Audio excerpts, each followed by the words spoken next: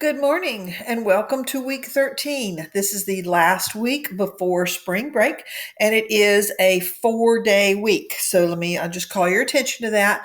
All of this week's assignments, because I did not want them to be due on Sunday night in the middle of a holiday, have a due date of Monday the 17th, which is the Monday after spring break. I do encourage you to finish each day's assignment on the day it's given so that you don't have to work that last day of spring break or that Monday you don't come back and have a ton of assignments to do.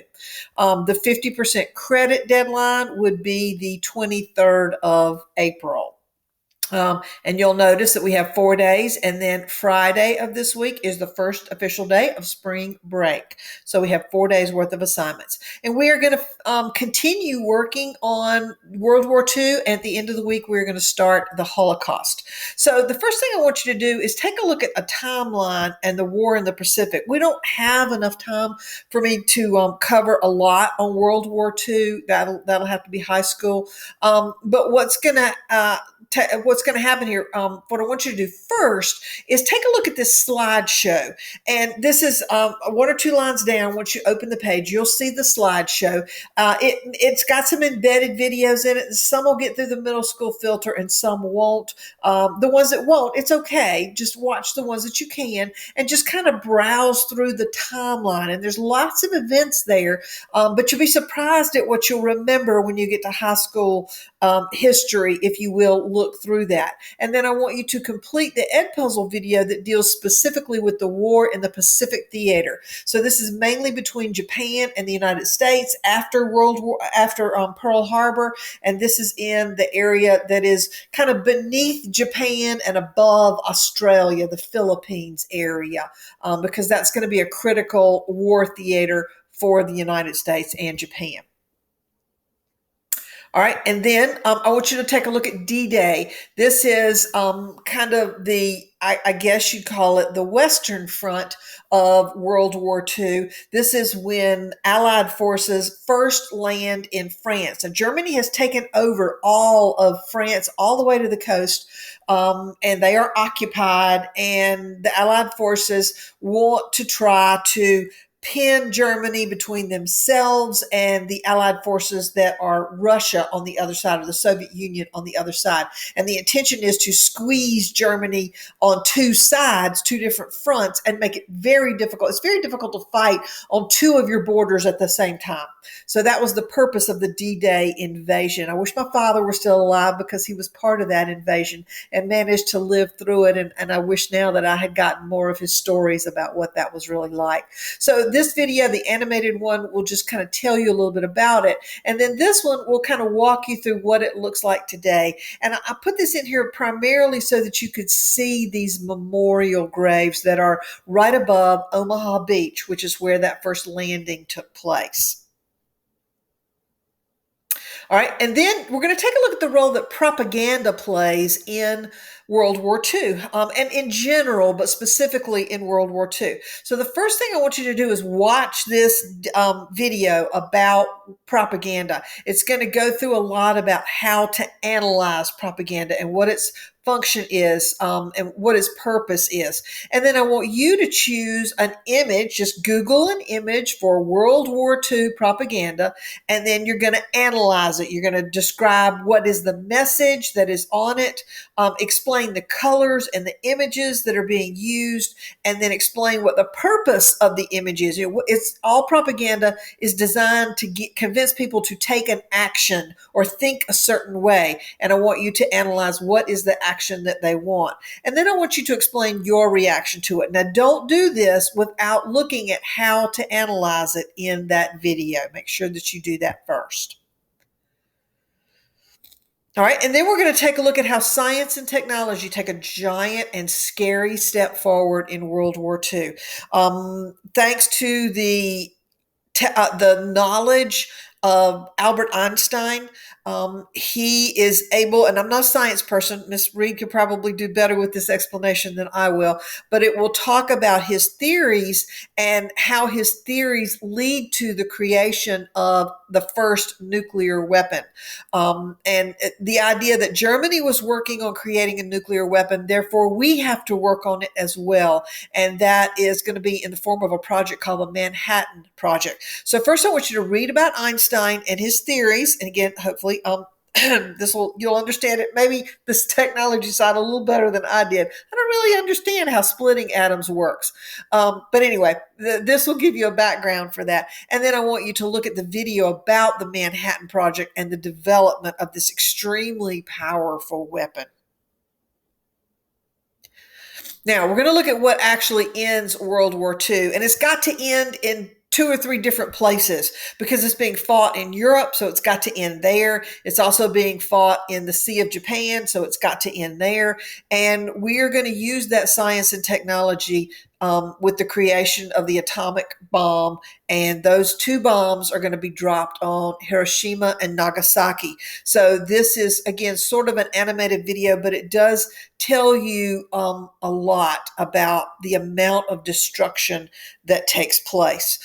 So your first step is to open this reading and complete the questions about it first. This is about the Western Front and also the Pacific, and then view this little summary or synopsis of the effects of the bombs.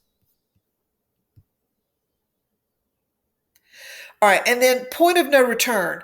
One of the benefits of studying history is that, in theory at least, you don't make the same mistakes that past generations made. So it's still quite controversial about whether dropping those atomic bombs was a mistake or not. It did end the war, but at a tremendous cost. So I want you to kind of put yourself in the place of the current president, Harry Truman, at the time. It was with him that the decision rested about should we drop it or not. And this article will explain how he felt and his reaction to that. Make sure that you write a good, complete paragraph answer to the last question that's in this Actively Learn assignment. All right, and then we'll talk about what ends things on the Western Front. So Hitler, knowing that he is losing at this point, once the Allied forces land at Normandy, that is the beginning of the end. Several significant battles were fought, including the Battle of the Bulge, which we really didn't have time to go into. But if you're into military tactics, that's an interesting one to look at. And this will explain to you what happened to Hitler or what action he chose to take for himself at the end of World War II.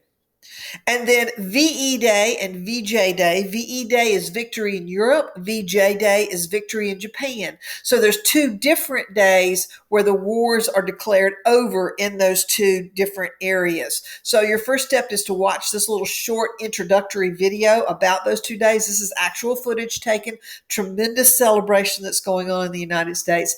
And then I want you to do the VE and VJ Day reading with some questions. I'm sorry, this one doesn't have questions. For this one, after you've read it, I just need for you to type complete in the text box. I started to put questions and decided it just wasn't necessary for that. You guys are beyond me quizzing every little thing. So, war crimes. When the war is over and the horror is found out about the Holocaust that has taken place in Germany, again, Germany must be punished. So, many of the officers in the German army are put on trial along with a few other people. So, this link right here will take you to the Dougsters website and you will read about the Nuremberg trials. And this is where punishments were handed down for a variety of criminal acts. Again, take the 10-question quiz, make sure you score at least an 80, and then take a snapshot of the score. And then I hate to do this on the day before a holiday, but we need to start looking at the Holocaust. And the Holocaust can be a very disturbing topic to look at because it's just so beyond understanding, or for me it is, that any government and organization could have deliberately killed 5 million people, over 5 million people, pretty much simply because of who they were.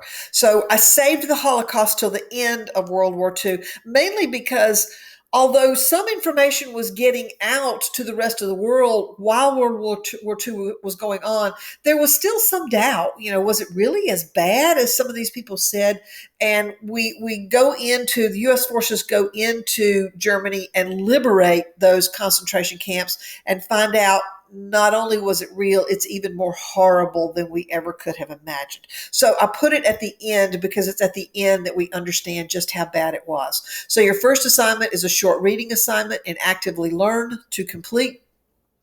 Then I want you to dig just a little bit deeper by using excuse me, the Duxter's website. Here we go. Forgot my link here. This is going to give you a little more details about the numbers of people that were killed, and again, take the 10-question quiz and upload your snapshot.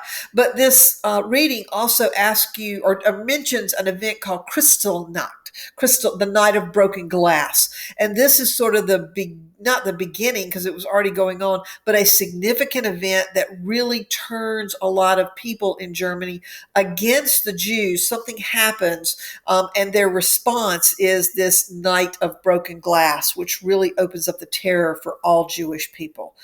And then at the end of our lesson, I want you to, one, take a look at the map. These are the death camps in Germany and in Austria and in Poland, these red circles. And these are the ones that are most well known. You may have heard of Auschwitz. Bergen-Belsen was also pretty well known. So was Dachau. All three of those are still standing as memorials. You can visit them. I have not ever been to those. I have been to the Holocaust Museum in Washington, D.C., and if you ever get a chance, go.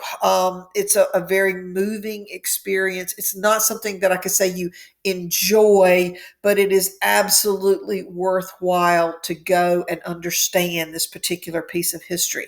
And this happens to be the firsthand account of a lady whose family was taken to Auschwitz. She's a child at the time, and she does manage to survive, so many did not. If you have an interest in this topic, I'm kind of limited in what I can do with it in terms of middle school age students. But there is a book, and it's been made into a movie called The Boy in the Striped Pajamas. That is an excellent book to read or movie to watch, and it is a factual account. So I'm sorry to end it kind of on a very somber note, our lesson before spring break, but have a great spring break, and I'll see you back in a little over a week.